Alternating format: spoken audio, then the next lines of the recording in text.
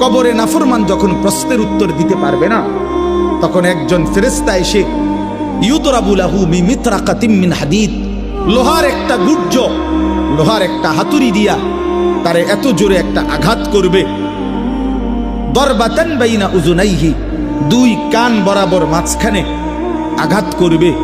আল্লাহ রাসূল বলেন ফায়াসিহু সাইহাতান, নাফরমান এত জোরে একটা চিৎকার মারবে, ইয়াসমাউহা মান ইয়ালিহি ইল্লা সাকালাইন, মানুষ এবং জিন ব্যতীত আল্লাহর সমস্ত সৃষ্টি বেঈমানের চিৎকার শুনতে পাবে।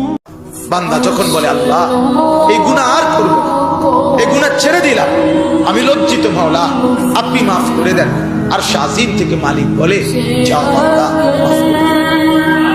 যদি বলি আল্লাহ অনেক গুনাহ তো একসাথে, আল্লাহ একসাথে যাবে না একসাথে।